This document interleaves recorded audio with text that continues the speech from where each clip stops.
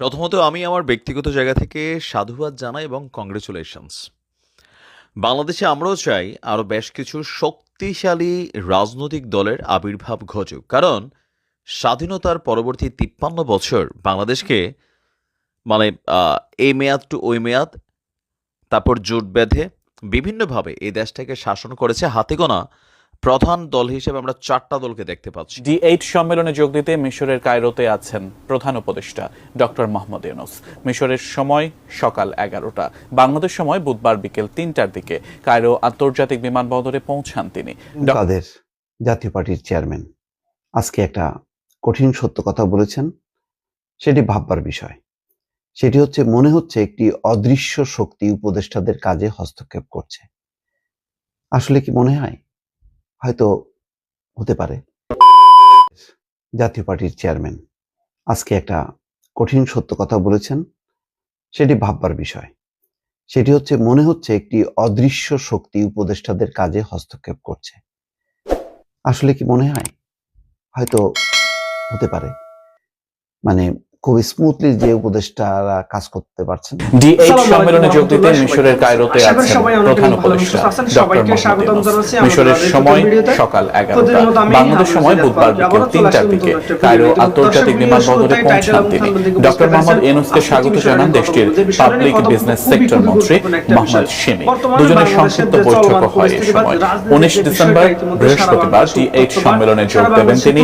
এর ফাঁকে ২ দিনের এই সফরে তুরস্কের প্রেসিডেন্ট রিসেপ তাইপ এরদোয়ান সহ কয়েকটি G8 সদস্য রাষ্ট্রের সরকার প্রধানের সঙ্গে দ্বিপাক্ষিক বৈঠক করবেন। একই দিন ঐতিহ্যবাহী আল আজহার আল শরীফ মসজিদের গ্র্যান্ড ইমাম আহমেদ এল তায়েবের আমন্ত্রণে মিশরীয় বিশ্ববিদ্যালয়ে ভাষণ দেবেন প্রধান উপদেষ্টা। একটা লাইক দিয়ে সবাই নাটকের দরজা সকালে ভিডিওটি দেখতে থাকুন। জিএম কাদের জাতীয় পার্টির চেয়ারম্যান আজকে একটা কঠিন সত্য কথা বলেছেন, সেটি ভাববার বিষয়। সেটি হচ্ছে, মনে হচ্ছে একটি অদৃশ্য শক্তি উপদেষ্টাদের কাজে হস্তক্ষেপ করছে। আসলে কি মনে হয়? হয়তো হতে পারে। মানে খুব স্মুথলি যে উপদেষ্টারা কাজ করতে পারছেন বিষয়টা তেমন না। তবে কেন এই কথা বললেন, সেই অদৃশ্য শক্তি কি, এটা একটা কিন্তু বড় প্রশ্ন। জিএম কাদের যদিও দলগতভাবে খুবই বাজে অবস্থার মধ্যে আছে, সবসময় পরনির্ভরশীল হিসেবেই তারা ছিল। একসময় বিএনপি, তারপরে 15টা বছর আওয়ামী লীগের হাত ধরেই তাদের চলাচল। এই অবস্থা এখন আওয়ামী লীগ তো হাত ছেড়ে দিয়েছে, মানে হাত ছেড়ে মানে তারা নিজেরাই যখন নাই তখন লাঠিটা সরে গেছে হাতে, যেটা ভর করে চলতো জাতীয় পার্টি সে না থাকার কারণে এখন তারা লাঠি খুঁজতেছে। কোন দিকে যাবে কেউ নিচ্ছে না, সবাই অ্যাভয়েড করছে এবং শেষ পর্যন্ত রাষ্ট্রীয় পর্যায়ের যে দাওয়াত সংলাপ সবকিছু থেকেই তারা নেই। না থাকা অবস্থায়ও তারা অপেক্ষা আছে, হয়তো ভাগ্যদেবী যদি মানে একবার তাদের দিকে মুখ ফিরে তাকায়, সে অপেক্ষায় আছে। ভাগ্যদেবীর অপেক্ষায় এখন জাতীয় পার্টি দিন গুনছে। যাই হোক, এর মধ্যে এই কারণে তারা তাদের কার্যক্রম চালিয়ে যাচ্ছে এবং কিছু কিছু বক্তব্য রাখছে। তার মধ্যে যেটি বলছেন যে অদৃশ্য একটি শক্তি অন্তর্বর্তী সরকারের উপদেষ্টাদের কাজে হস্তক্ষেপ করছে বলে মনে হচ্ছে জাতীয় পার্টির চেয়ারম্যান জিএম কাদেরের কাছে। তিনি বলেছেন, যারা উপদেষ্টা আছেন তাদের সম্বন্ধে আমি জানি, তারা অত্যন্ত যোগ্যতা সম্পন্ন মানুষ। আমি বিশ্বাস করি তারা দেশের স্বার্থে কাজ করছেন, কিন্তু মনে হচ্ছে একটি অদৃশ্য শক্তি আছে যারা উপদেষ্টাদের কাজে হস্তক্ষেপ করছে। দেশের অর্ধেক মানুষের বিরুদ্ধে অর্ধেক মানুষকে মুখোমুখি দাঁড় করানো হচ্ছে। মঙ্গলবার দুপুরে জাপার বনানীর কার্যালয়ে জাতীয় সাংস্কৃতিক পার্টির এক আলোচনা সভা ও সাংস্কৃতিক অনুষ্ঠানে প্রধান অতিথির বক্তব্যে জিএম কাদের এই কথা বলেন। দেশকে 2 ভাগে বিভক্ত করা হচ্ছে বলে অভিযোগ করে জিএম কাদের বলেন, দেশকে শুধু 2 ভাগ করা হয়নি, 1 ভাগকে অন্য ভাগের উপর লেলিয়ে দেওয়া হয়েছে। দেশে একটি সংঘাতময় পরিস্থিতির সৃষ্টি করা হয়েছে। এই ক্ষেত্রে পুলিশ ও বিচার বিভাগ যেন বাধ্য হয়ে তাদের সহায়তা করছে। এমন বাস্তবতায় কখনোই দেশে স্থিতিশীলতা আসতে পারে না। যে কোনো সময় অস্থিতিশীল পরিস্থিতির সৃষ্টি হতে পারে। বিপুল জনসংখ্যা অধ্যুষিত এমন একটি দেশে অস্থিতিশীল পরিস্থিতির সৃষ্টি হলে মানবিক বিপর্যয় সৃষ্টির আশঙ্কা আছে। সবই আকার ইঙ্গিতে বলছেন, কারা কার বিরুদ্ধে বোঝা যাচ্ছে না। কিছু রাজনৈতিক ডিবেট আছে, বিভক্তি আছে, ছাত্রদের সাথে বিএনপির বা বিএনপির সাথে ছাত্রদের। এর বাইরে আর কি আছে? নেপথ্যে কি এমন কোনো শক্তি আছে যারা এরকম একটি দেশকে ভাগ করছে? খোলাসা হয়নি, কিন্তু কিছু কিছু সিমটম আছে বলা যায়। জিএম কাদেরের এই বক্তব্য অনুযায়ী কিছু সিমটম আছে, সেটা সবাই অনুভব করছেন। লেভেল প্লেইং ফিল্ড পাবো মনে করতে পারছি না, এটাও একটা সংখ্যা। যে আগামী জাতীয় সংসদ নির্বাচন কতটা অবাধ, সুষ্ঠু, নিরপেক্ষ হবে তা নিয়েও সংশয় প্রকাশ করেন জাপার চেয়ারম্যান। তিনি বলেন, আমরা সরকারকে সহায়তা করতে চেয়েছি, শুনলাম তারা আর সংস্কার করতে পারছে না। তারা একটি সংস্কার প্রস্তাব তৈরি করছে, কারণ সংস্কার করতে হলে সংসদে যেতে হবে। সব দলের সহযোগিতা ছাড়া সংস্কার সংসদে পাশ করা যাবে না। এখন নির্বাচন নিয়ে কথা হচ্ছে, প্রশ্ন হচ্ছে নির্বাচন অবাধ, সুষ্ঠু ও নিরপেক্ষ হবে কিনা। লেভেল প্লেইং ফিল্ড পাবো এটা আমরা মনে করতে পারছি না। নির্বাচনে আমরা যেতে চাই, কিন্তু নির্বাচনের লেভেল প্লেইং ফিল্ড পাবো কিনা দেখতে হবে। তত্ত্বাবধায়ক সরকারের কোনো দল থাকতে পারে না, পারবে না। তত্ত্বাবধায়ক সরকার, অনেকে মনে করে জাতীয় নাগরিক কমিটি বোধহয় তত্ত্বাবধায়ক সরকারের দল, তো সেটা ইঙ্গিত দিয়ে তিনি বলছেন তত্ত্বাবধায়ক সরকারের কোনো দল থাকতে পারবে না। তাদের কোনো দল থাকলে লেভেল প্লেইং ফিল্ডের ব্যত্যয় ঘটবে। আমি দাবি জানাচ্ছি, আমাদের নেতা কর্মীদের নামে মিথ্যা মামলা প্রত্যাহার করুন, আমাদের অধিকার অনুযায়ী রাজনীতি করতে দিন। অবাধ সুষ্ঠু নির্বাচন ছাড়া দেশে শান্তি আসবে না। দেশকে ভাগ না করে ঐক্যবদ্ধ করুন, আমরা সবাই মিলে দেশকে এগিয়ে নিয়ে যেতে চাই।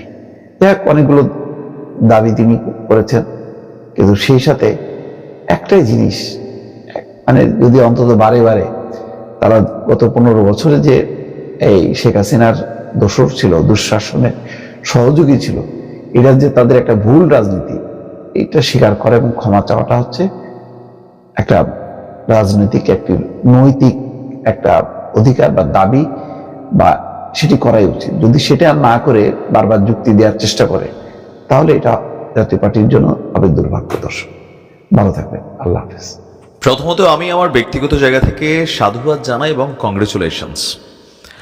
বাংলাদেশে আমরাও চাই আরো বেশ কিছু শক্তিশালী রাজনৈতিক দলের আবির্ভাব ঘটুক, কারণ স্বাধীনতার পরবর্তী 53 বছর বাংলাদেশকে মানে এই মেয়াদ টু ওই মেয়াদ, তারপর জোট বেঁধে বিভিন্নভাবে এই দেশটাকে শাসন করেছে হাতে গোনা প্রধান দল হিসেবে আমরা 4টা দলকে দেখতে পাচ্ছি। প্রধান 4টা দল যারা জোট বাঁধেন, যেমন আওয়ামী লীগের সাথে হচ্ছে জাতীয় পার্টি, আবার বিএনপির সাথে জামাত ইসলাম। তবে সেগুলোর মধ্যে কিন্তু ভাঙন ধরে গেছে। এর বাহিরে ছোটখাটো কিছু দল যাদেরকে আমরা বলি, ধরেন পরজীবী দল। পরজীবী দল এই কারণে বললাম যে একটা বড় গাছকে আঁকড়ে ধরে তারা কিন্তু সবাই আপনার এই মুহূর্তে রাজনীতির মাঠে জীবিত আছে। তো পরজীবী দলদের তকমা থেকে এবার বের হয়ে এসে মূল দল হিসেবে কিন্তু জামাত, তারা তাদের অবস্থান প্রকাশ করছে। ভিপি নূর, তারাও তাদের অবস্থান প্রকাশ করছে। তবে এই সকল দলের বাহিরে নতুন আরো একটা রাজনৈতিক দল আত্মপ্রকাশ করতে যাচ্ছে, যেটা কেউ কেউ বলছে যে এটা কিংস পার্টি, আবার কেউ কেউ বলছেন যে না ভাই, এই পার্টিটারই বাংলাদেশের মানুষ চায়। জুলাই আগস্ট অভ্যুত্থানের আগে মার্কিন যুক্তরাষ্ট্রের সাবেক একজন রাষ্ট্রদূত ড্যান মাজিনা তিনি বলছিলেন যে এই অভ্যুত্থানের পর একটা রাজনৈতিক দলের বা তৃতীয় শক্তির আবির্ভাব ঘটবে। আমেরিকানরা সব আগে জানে, তারা স্বপ্নে দেখে অথবা অঙ্ক করে অথবা স্যাটেলাইট থেকে আড়ি পাইতা হয়তো অনেক কিছু শোনে। আগামী জানুয়ারি কিংবা ফেব্রুয়ারির শুরুতেই রাজনৈতিক দল হিসাবে আত্মপ্রকাশের লক্ষ্য নিয়ে এগুচ্ছে বৈষম্য বিরোধী আন্দোলনকারী শিক্ষার্থীরা। তখন কিন্তু হিসাবটা আবার আলাদা হবে, এটা মাথায় রেখেন।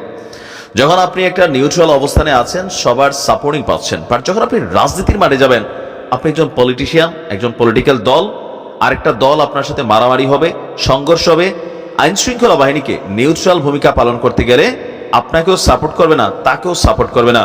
সো এই লড়াইয়ের মাঠে এই বৈষম্য বিরোধী আন্দোলনের শিক্ষার্থীরা বিএনপির মতন দলকে বা ধরেন জামাতের মতন দলকে, আর আওয়ামী লীগ তো আছেই মাঠে, জাতীয় পার্টি এমনি যে ওইলান টোইলান ঘোষণা দিচ্ছে, কতটুকু মাঠে টিকে থাকতে পারবে প্রশাসনের সহযোগিতা ছাড়া? এটা হচ্ছে প্র্যাকটিক্যাল। যেমন বৈষম্য বিরোধী শিক্ষার্থীদের আরেকটা প্ল্যাটফর্ম হচ্ছে জাতীয় নাগরিক কমিটি। এখন এই কমিটিটা অলরেডি যেখানেই সভা সমাবেশ করে সেখানে এদেরকে মারে, কখনো ছিনতাইকারীরা মারে, কখনো ছাত্রলীগ যুবলীগ মারে, কখনো বিএনপির তাদেরকে মারে। তারা কিন্তু মোটামুটি মাইর খাওয়া দলের মধ্যে একটা তকমায় যাচ্ছে। এটা নিয়ে আন্দোলন হচ্ছে, কিন্তু ফায়দা হচ্ছে না কিছুই। তবে এই সকল প্রতিকূলতাকে মাথায় রেখে শিক্ষার্থীরা ভাবছে যে না, এই যে নতুন বাংলাদেশ বা স্বাধীনতা ভার্সন 2.0, সেখান থেকে একটা নতুন শুরুয়াত আমাদের হাত দিয়ে করতে হবে। আর যেহেতু একটা নির্বাচনের time schedule doctor Mohammad Yunus তিনি ঘোষণা করে দিয়েছেন যে 2025-এর ডিসেম্বর টু জানুয়ারি 2026 অথবা জুন 2026-এর মধ্যে বাংলাদেশের পরবর্তী নির্বাচন হবে, হাতে আর সময় নেই। অলরেডি তারা বিভিন্ন জনপ্রিয় ক্যারেক্টারকে তাদের রাজনৈতিক দলের মধ্যে আনারও চেষ্টা করছে। সংগঠনটি বলছে আপনার এরই মধ্যে নাগরিক কমিটির ব্যানারে আত্মপ্রকাশ করেছে তারা, আর জেলা উপজেলায় কমিটি গঠনের লক্ষ্যে সাংগঠনিক কার্যক্রমও চালিয়ে যাচ্ছে। এবছর বিজয় দিবসে রাজনৈতিক দল হিসেবে আত্মপ্রকাশ করার কথা ছিল, বিভিন্ন কারণে তা সম্ভব হয়নি। আর ইতিমধ্যে দলটি 100টির কাছাকাছি উপজেলা কমিটি দিছে, সেইখানে আবার এক কমিটি আরেক কমিটির পিটাচ্ছে, মারছে, এই পদ পদবি নিয়ে এক কমিটিকে আরেক কমিটি অবাঞ্ছিত ঘোষণা করছে, এগুলোও কিন্তু আমরা দেখতে পাচ্ছি। এছাড়া 50টি খসড়া কমিটি প্রস্তুত করা হয়েছে। সংগঠনটির লক্ষ্য ছিল 400+ উপজেলাতে কমিটি দেওয়ার পর রাজনৈতিক দল হিসেবে আত্মপ্রকাশ করবে। এইসব কমিটি নিজ নিজ জেলা কমিটি নির্ধারণ করবে। এছাড়া এবি পার্টি, গণসংহতি আন্দোলন সহ বেশ কয়েকটি দলের সাথে নাগরিক কমিটির আলোচনা হয়েছে। এই প্রত্যেকটা দলই আসলে মাঠে ময়দানে তাদের কর্মী নাই, শুধু যখন একটা প্রোগ্রাম হয় সেখানে 20-50 জন 100 জনের বাইরে তারা এখানে আনতে পারেনি। তবে জোটের বিষয়ে এখানে কথা হয়নি। যিনি মুখপাত্র আছেন সামান্তা শারমিন, তার বক্তব্য 400 উপজেলা কমিটি দেওয়ার লক্ষ্য নিয়েছি, 100টি হয়ে গেছে, আর এই মাসের মধ্যে বাকিগুলো দিয়ে দিবে। আর রাজনৈতিক দল হিসাবে আত্মপ্রকাশের বিষয়ে তারা সামনে এগোচ্ছে। জানুয়ারির শেষের দিকে কিংবা ফেব্রুয়ারির শুরুর দিকে আত্মপ্রকাশ তারা করবে। আর নির্বাচন কমিশনের রেজিস্ট্রেশনের বিষয়ে তারা কাজ শুরু করেনি, দল গঠনের দিকে মনোযোগ, তারপর কাজ করবে।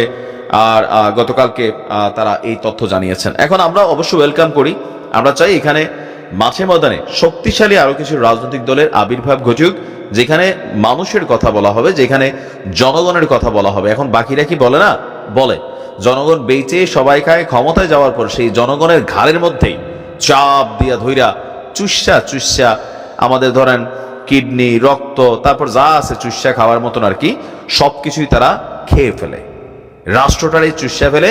তারপরে একটা ভঙ্গুর রাষ্ট্রে আমাদের অবস্থানটা কিন্তু তারা প্রমাণ করেছে। বাট আমরা চাই এগুলোর মধ্য থেকে বের হয়ে বাংলাদেশ আগামীর পথে প্রকৃত রাজনীতিবিদ তারা তৈরি হোক, এর পাশাপাশি দেশটা উন্নত হোক। চুরি, চোট্টামি, গুন্ডামি, দখলবাজি, চাঁদাবাজি, তারপরে যে নানান কিছু পুলিশকে কন্ট্রোলিং, এই বিষয়গুলো থেকে আমরা আসলে বের হয়ে আসতে চাচ্ছি। দেখা যাক কি করতে পারে এই নতুন দলটি। ভালো থাকুন, আসসালামু আলাইকুম। তো প্রিয় দর্শকের বিষয়টি আপনার মতামত দ্রুত কমেন্টে জানিয়ে ফেলেন। আর আমাদের চ্যানেলটিতে নতুন সাবস্ক্রাইব করে সাথে থাকবেন। সাথে থাকার জন্য সবাইকে অসংখ্য ধন্যবাদ। কোনো ভিডিওতে ভালো থাকবেন, সুস্থ থাকবেন, আল্লাহ হাফিজ।